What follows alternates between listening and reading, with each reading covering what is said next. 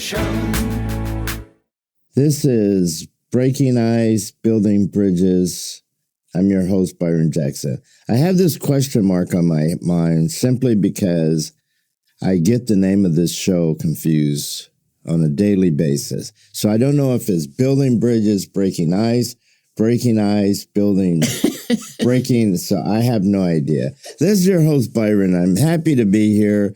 I have a lovely, lovely guest today. And I almost said the wrong word, Tisha Flick. And so welcome, Tisha. Thank you. Thank you. So happy to be here. Okay, so Tisha, the first question to you that I would like to ask is your favorite childhood toy. I had a banjo. Did you? Mm-hmm. No, a real banjo or a little play? Probably like from TG&Y. Just a little banjo. And you carried with you? Yeah, that was my favorite. So for how long did you have it? 3 or 4 years. 3? Yeah. I did. I played with toy soldiers. Okay. And but I didn't play war all the time. And I would actually, whatever happened at school, like for instance, we would have a track meet, but I sucked at track. So I would come home and I would reenact the track meet, but with my soldiers. But I'd have the guy that was like the hero. Yes, that would be me and my little toy soldiers. And so I love it. And so to this day, I think that is the thing that's helped me to stay creative because I did that up until I was in 8th grade, at which time I started drinking and doing drugs. I started to ask if that was the time you met girls. I guess they were girl drugs. You went from toys to token on a joint. Yeah. I just skipped the girls completely till a few years later. So yes. So what do you do, Tisha? I work for Palmer Law and try and keep those squirrels in order because that's a tall job most days. How many attorneys are there? We have 6 attorneys. So you're trying to organize 6 attorneys. And 7 support staff. Now, are you a very organized person? No. Not by some standards. I try in my own way, I guess. But yeah, you kind of need to be. So I try. Now, are you a systems thinker, you think? Yes. Very linear. I want to, like a process improvements person, always trying to think of ways to make what I'm doing better. So systems just interest me to be able to think systematically. Because for one, you have to see the end and what that could look like. So really, that is an act of creativity. So maybe the banjo is what got you started on this career. Headed me down that path. Had you down that path. So yeah. And so how long you been organizing lawyers? Well, organizing lawyers just a year, but working in the field of law about 20. About 20. Yeah. First job with law. Working for some attorneys downtown. Do you mean to say their names? If you want. Was it a bad break? No. Marco Palumbo and Jay Pasquale I worked for, and they were criminal attorneys who needed just somebody to answer the phone and help be in the office. And law was not my first love. Sales was my first love. So I had reinvented myself after a divorce and wasn't able to help them in the most effective way because I couldn't predict what they needed me to do, not knowing anything about law. So I went to paralegal school and learned how to be better to help them be better. So I didn't. So you sold yourself. Isn't desperation an interesting thing though? Like you say, you're like divorced. Yeah. And so how interesting it is, the things you will do that you had the ability to do that you never knew until desperation pushed you in that situation. Right. I'm the kind of person that if I'm not good at what I'm doing, I'm not happy. I have to be the best at what I do, at least in my own mind, to feel fulfilled. Now, is it hard for you to relax? Yes. We just got back from a cruise and I worked on my cruise. Did you? I did. Man, that probably pissed your husband off. Yes. Yes. He's like, can you please just stop for a minute? Now, what happens when you stop? Usually I'm sleeping. So you fall asleep if you stop. I'm always doing something. And even before this job, I'm just that way. Always doing something. Now, this is just my own belief, is that there's like doing and being. And the ability to be is where like all my self-esteem and all my insecurities are. And so I used to think that if I did enough, I would feel okay in my being. But it was like this pool you can never fill up. I can never do enough to just feel okay. And so now I've kind of take the opposite, where I work on my being to help me with my doing. I can feel that. I can relate, probably. That's a good analogy. And so trying to be able to just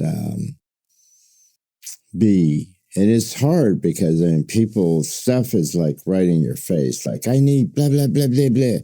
And so there's always that pressure to do.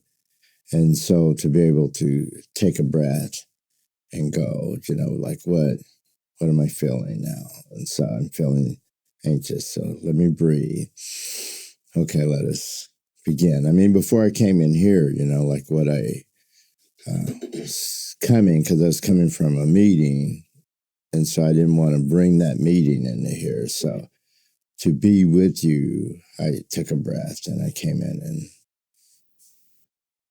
I'm always thinking, even if I'm not in motion, I'm always thinking about how I can make something better, to make a job easier or make what I'm doing go faster.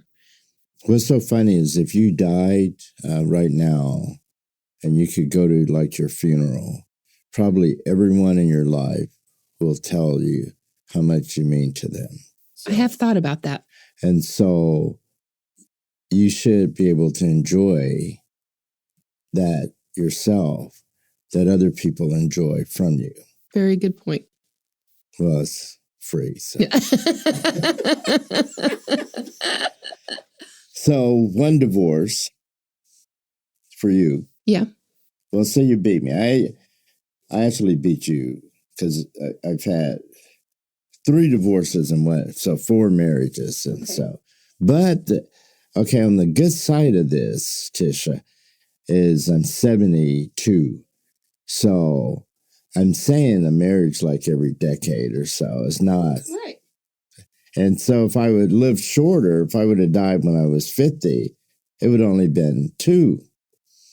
Then you get to be 60 and it's 3, and 70, it's 4. So it's, yep. Although I've been with my wife now for 28 years. Well, congratulations. You learned something along the way, huh? Yeah, I just learned to be quiet. I just learned to say, okay. We just went to Greece and my wife just said, I want to go to Greece. It's on my bucket list. And I just said, okay. Okay. How did you like Greece? Very much. Yeah? Yeah. That's on my bucket list. I want to go. Yes, we went to Santorini, and so we just stayed on the island. And so it was the first vacation I went to where at the end of it, I thought I needed way more time at this place. That's a success. And so I've been reading this book by Carl Jung, and it's really interesting because he says he remembers his life. He's a psychologist that's dead now, died in the 50s, but he really was he's probably one of the inventors of behavior study for psychology. Okay. The name sounded familiar. And so, but he said he thinks of his life not in terms of things that he did, but feelings that he had about those experiences. And so I find that true with myself. And so I have many feelings from Greece that were really, like, I really connected with a lot of people, and I will never see them again, but it was just a very connected. There's like all this beauty and all these buildings and all this, the rocks and the canyons and the cliffs, but I really had a great time with the people. They made an impression. Yeah. They're good people. I have Greek in-laws, and their Greek people are just very kind and gracious and very open to their culture. So your husband's Greek? Former. Mm-hmm. So I still claim the in-laws. They did teach me Greek dancing. Oh, okay. I can't remember, except to kick my leg out. Yeah, and go in a circle usually. Yeah, and go. Opa! Yeah, that is true. So now you can go to the Greek festival and look at it completely different. That is each true. year. That is true. I will not be able to pronounce any of their language at all. So ask you some questions. You may ask me some. Well, you say you've been married for 28 years, but the secret was just keeping quiet. Is that really the secret? Quitting drinking was really a big one, because not just for the chemical part of that, but for something that really made me look at my behavior versus blaming other people. And so I tend to go into arguments quicker and go, what's my part of this? What did I do? Which before it was always somebody else. Somebody else's fault. That made me unhappy. And so I tried to look at, so I think that helps. Was that from, like you said, Carl Jung had an impact from reading his book and connecting with Greece. Was there anybody that you learned from or read about that gave you that insight? Well, being in recovery. Okay. So you have like a sponsor who says it much meaner than Carl Jung, which they would just tell me, quit being so self-centered and what's your piece of that? And so they have recovery has such a tricky way of having you do self-analysis that tricks you into it. Like they have this one where you're supposed to list, when you first sober up, you list all the people and things you're resentful about. And so you go nuts because you go, well, I'm pissed at so-and-so because they did this, and I'm pissed at doing it because they did, and I'm pissed and da-da-da-da. And you do pages and pages of that, and you go, okay, I got that. And then they say, okay, now go through that and write down what was your part of that. Ouch. Yeah. And so then, I mean, that's the first time, that you start going, oh, man, yeah. The first step was easy. That second step's a killer. And so, so having to go through and go, oh, yeah. And the longer I'm sober, actually, the more I really connect to hurt that I cause people. Not just like wives, but like in my parents and my brother and friends and just little things that I did that shut them out or hurt them or stole from them. Or That's a lot of lessons to learn all at once as opposed to along the way. Well, but say, it doesn't all come up at once. That's why I say it's after I've been sober it's been almost 20 years. So step 2 was a long process for you. Well, there was a lot of yes. piss off that you had to go. I looked at my P's, but I really kind of covered the surface of it. And then later I thought about it and I go, I kind of did a little more there. And then later you go, ooh. And then later you just, like I had a daughter as a teenage parent. Mm-hmm. And so I was like strung out on drugs and I wasn't around. And so when I did amends to her the first time, I just, sorry I wasn't there. I will be there more now, which I did. But as our relationship has grown and I looked at these critical places where I was not there in her life, I mean, I really feel that pain of what I caused. Yeah. And so I could not take that when I first sobered up to see that. And so now I can look back and go, oh. And that was just for my act of selfishness. Right. You're still protecting yourself a little bit between your first amends and feeling more about or seeing more about what you missed. Yes, and, there's a lot of sober people who don't get as far in life with those kinds of things. Even you don't have to be in recovery to learn from those steps. There's people who don't know those steps that have never been addicted to anything. Well, it's kind of interesting because those steps are really based off of like spiritual principles and not just like Christian principles, but spiritual of, the Carl Jung and, some with Christianity and then some with Buddhism. And so they just start looking for what are the common denominators that all these things have in common. And so one is surrender, another is confession, then another is amends, and then another is service to others. And so those basics, that's what the steps are based off of in recovery groups, is those four things. But it's the same if you go to church, it's based off of surrendering. Yep. Surrender keeps sticking out to me with what you've said. I don't know how. I feel like I learned some of that from a mom who was really good about guilt tripping, and learning in that way, I tended to do the same.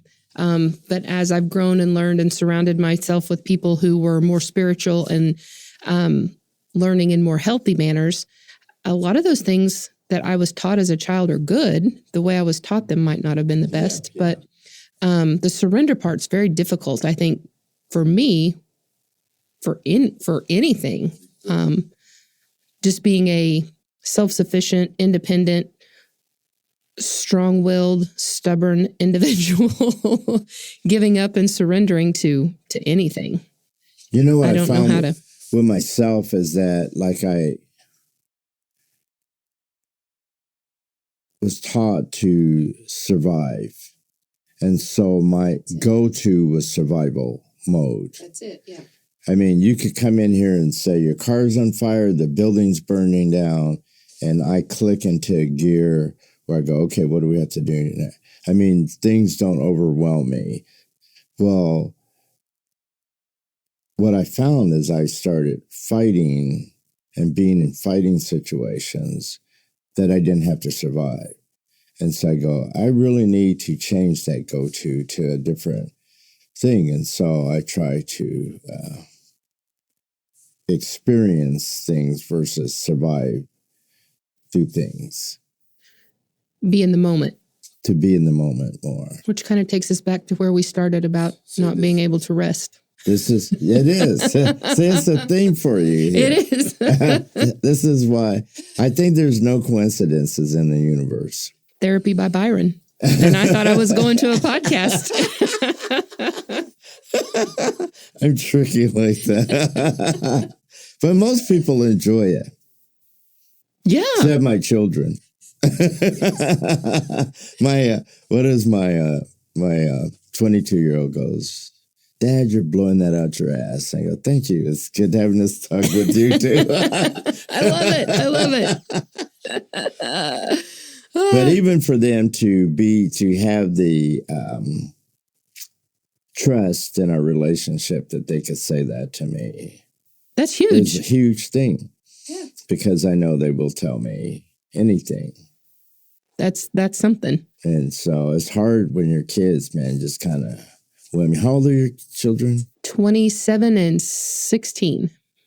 You ever have, when they just start telling you, sometimes they're being smart bats, but sometimes, they hit on truths in you that like, whoa. Yeah. My 27-year-old I work with her, so we spend a lot of time together, and trying to make that balance between boss and mom is difficult sometimes. We're very close, and so she tells me everything. I don't kid myself to think she tells me everything or that everything she tells me is true, but she does tell me a lot. Now, my 16-year-old called me from school yesterday to tell me one of her friends that she used to run around with is a sophomore and pregnant. And I told Natalie I was nervous about, the crowd she ran with, but she's very smart and she's very right and wrong. She knows the difference and she tends to toe the line with being right. And sometimes I had a problem seeing that when she was younger, and she and I butted heads, and she lived with her dad full time, and we didn't see each other for a good amount of time. And the time we spent apart, I don't know what work she did on her, but I know what work I did on me. And when we got together for lunch, she was completely shocked at the difference in her mom. And enough that she tells me, the girls that she rides home from school with, and if she's smoking a joint, or she's not afraid to tell me those things. And I'm still guiding her, saying, it's probably not the best idea for you. Give yourself a little time, or wanting to go to parties, and Mom, there's going to be beer there, or there's going to be alcohol there. I'm like, you probably shouldn't get in a car with somebody who drives, or, you probably shouldn't do that. I know you want to be social, but you don't have to drink to be cool. And then calls me to come pick her up because the people she went there with, left. Yeah. So, I feel pretty, not to break my arm, patting myself on the back, but I feel really good about that relationship, fixing things in that relationship that probably with my oldest daughter, I made missteps on. So I feel fortunate to have a second chance. Well, speaking of surrendering, that was an act of surrender for you, that you just quit fighting, trying to bend her into your will, and you just surrendered and go, okay. This is the pros and cons of what you're doing. You make the choice and deal with the consequences after that. Thank you for that. That's a good point. So it's I do. I think surrendering is really hard. But I also think it is the process of life. I think we spend our life coming across things that we have to surrender to. The final being life itself. Just peace. I guess you do have to surrender to find peace. So maybe I'm better at it than I thought. And it's a lifetime process. Like dying. Like at some point we have to surrender that we're going to die. Right. And so at my age, say 71, I have to look at that surrender a lot closer than when I was at 50. Right. Because, that's closer to that. And so the more I can surrender to that, the more peace I have about it. So it scares me less. I don't want to die, but I realize I'm not going to live forever. Right. But that's okay. I think more than anything, somebody asked me one time what my biggest fear was. And I said, somebody not liking me. And it took them back that someone would admit that, I think, because the reaction was, wow, most folks say death. I hadn't even thought of death, but I was in my early 30s. Why would I think of death? But I did want friends. So that was, I don't know. But I feel like I've lived my life that if I died tomorrow, I would be sad and I wouldn't know being dead that I missed my kids. But thinking about it, I feel like I would miss my, that's my biggest fear is missing my children or what I left behind for them. One day, if we ever, these are just my own thoughts, but I think that we never really go.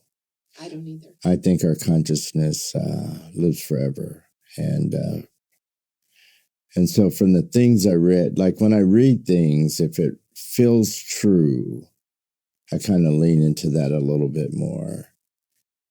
And so the things that I tend to ring true to me are things to say our bodies are really just vehicles. Vessels. Yeah, and that. Yeah. That is, I have a friend who is studying a lot of that stuff right now after a spiritual experience that she had. So I really like talking to her and learning what she's learning. And in her relationship, her significant other's daughter had cancer and was terminal and was passing away, but she was learning about all this through prior to the death of the child, and was able to offer peace and talk both the dad and the daughter that passed away through what the afterlife looks like. And it's not to be anything to be feared because you're really still here. Yeah. So I was like, man, what a gift you gave that dad and that daughter to have a little more peace about their last breath. You should hang around this place more, because what we're finding is, all the people in the rooms, I mean, those are the discussions that we have here. Oh, I love that. And this is what we, to have people have better relationships, you really have to kind of come to terms with, why are we here on earth? And what are we meant to do? And then what happens when we leave? And so everyone on staff is not afraid to really dwell into those questions. And so we try to, it's just very fascinating to me. I love to learn about things in general, but when it's something that affects everybody, or something everybody's going to deal with, even more. If you got a moment, I'll do your gene keys have you ever had that done? No. What is that? I don't. They know, but I'll have Peaches. Well, we have to go. We'll go. Let's go do your gene keys. Thank you so much for coming on. Thanks for having me. This was great. It was, wasn't it? It was. I thoroughly enjoyed it. Tisha, I enjoy your being. Well, thank you, Byron. I think you're pretty fantastic yourself. Thank you very much. And so let's go this is Byron, whatever the hell this show is called. And Tisha and I've had a great time, and we're out. Goodbye. Connecting a community through conversation. Breaking Ice, Building Bridges is the Possibilities community podcast platform. Thanks for tuning in.